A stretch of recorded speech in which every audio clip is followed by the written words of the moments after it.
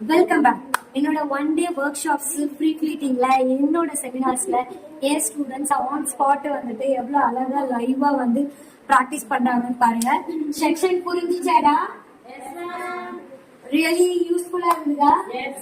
சத்தம் கேட்கலடா? மேம் இந்த கிளாஸ் எப்படி இருந்தது? ரொம்ப யூஸ்ஃபுல்லா இருந்துச்சுங்க மேம். எனக்கு வந்து சாரி கட்டவே தெரியாது. இப்போ வந்து அதோட மெத்தட் கொஞ்சம் டிப்ஸ் நிறைய கத்துக்கிட்டேன். எப்படி கத்துக்கணும், இனிமேல் கொஞ்சம் பெட்டரா கட்டுவேன் ஃபீல் பண்றேன். Thank you ma'am. நம்ம ரொம்ப நாள் ஆசை ஃப்ரீ ப்ளீட்டிங் கத்துக்கணும் அப்படின்னு சொல்லிட்டு இப்ப வந்து ஓரளவுக்கு நிறைய டிப்ஸ் கிடைச்சிருக்கு மேம். இப்ப வீட்டுல போய் ஈகரா இருக்கு இன்னொரு சாரி நம்ம தனியா பண்ணி பார்க்கணும், அதை வந்து வியர் பண்ணி உங்களுக்கு போட்டோ எடுத்து அனுப்பணும்னு அளவுக்கு ரொம்ப ஈகரா இருக்கு மேம்.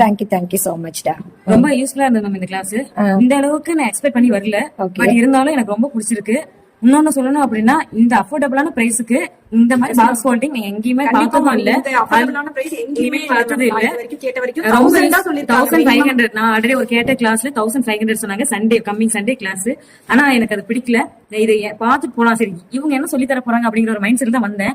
ஆனா எக்ஸ்பெக்ட் பண்ணதோட ரொம்ப அதிகமா என்னோட எக்ஸ்பெக்டேஷன்ல காலி பண்ணிட்டு எனக்கு அவ்வளவு ரொம்ப பிடிச்சிருக்குது. ரொம்ப இன்ட்ரெஸ்டிங்கா இருக்கு.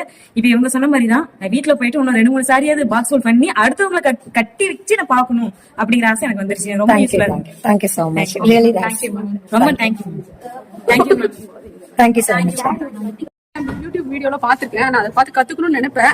ஆனா அது வந்து டிப்ஸ் எல்லாம் எப்படி மெஷர்மெண்ட் எடுக்கிறது, கிட் மெஷர்மெண்ட் எடுக்கிறதுல எதுவும் சொன்னது கிடையாது. ஒரு இதா சொல்லுவாங்க, நான் அதை வச்சு ட்ரை பண்ணி பாத்துருக்கேன். ஆனா வரல.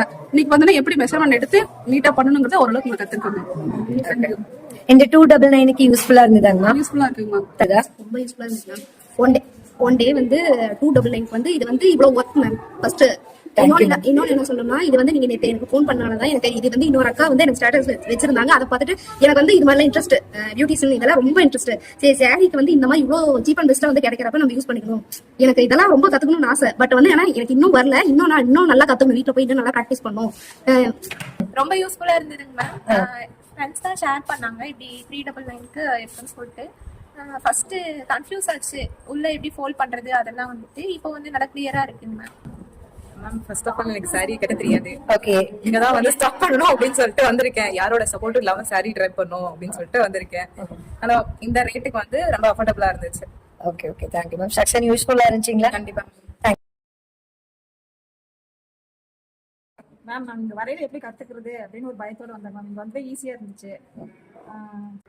நான் சாரியே கட்ட தெரியாம வந்தேங்க மேம். ஆனா நீங்க சொல்லி கொடுத்து நல்ல ட்ரிக்ஸ் எல்லாம், நல்ல குட்டி குட்டி ட்ரிக்ஸ் எல்லாமே, நல்ல டிப்ஸ் எல்லாமே சொல்லி கொடுத்தீங்க. நல்லா புரிஞ்சது. இப்ப நாங்களே எங்க ஃபர்ஸ்ட் டைம் நாங்களே ஃப்ரீ ப்ளீட்டிங் பண்ணது எங்களுக்கு ஆச்சரியமா இருக்கு.